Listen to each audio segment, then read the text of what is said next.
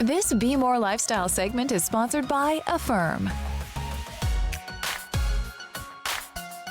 Well, tax day will be here before you know it, but don't worry if you haven't filed your taxes just yet.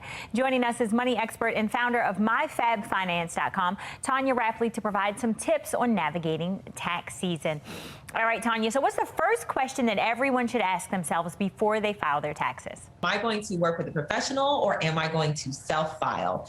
Because, in the past, if you had a relatively simple financial situation and so forth, it was kind of a no-brainer to self-file. But in this past year, things look a little different. People have received unemployment income as well as they've received and qualified for stimulus checks and so forth. So you just want to make sure that this year you're not making any costly mistakes. And that's on the end of owing, but you also want to make sure that you're qualifying for any deductions that might apply to you. All right, so let's talk about once you're filing those taxes, what's the best way for people to get their refunds? Direct deposit is the quickest and easiest way to get your tax refund. But another great factor about that is when the IRS has access to that account, they can also deposit future checks and payments to that account as well. So if you were to get a stimulus check, or another one was issued, you'd be able to get that direct deposited to your account. Now, one thing you want to decide on is, do I want to go to a checking account or do I want it to go into a savings account? If you let it go into a savings account, consider a high yield savings account, such as the one offered by Affirm.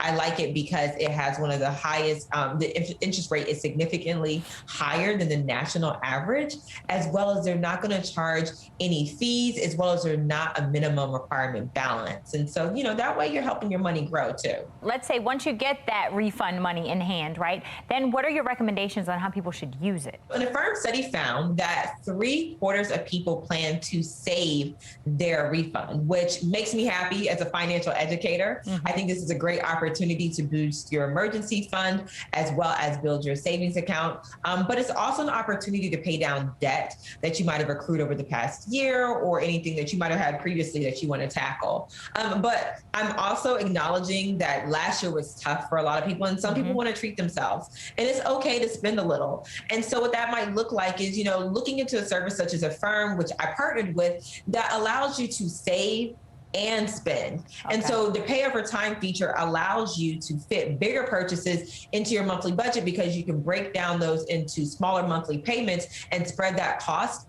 without having to worry about hidden or late fees. So you can spread that over a couple of months. It all sounds great, such good information. Where do our viewers go to get more information? You can learn more at affirm.com.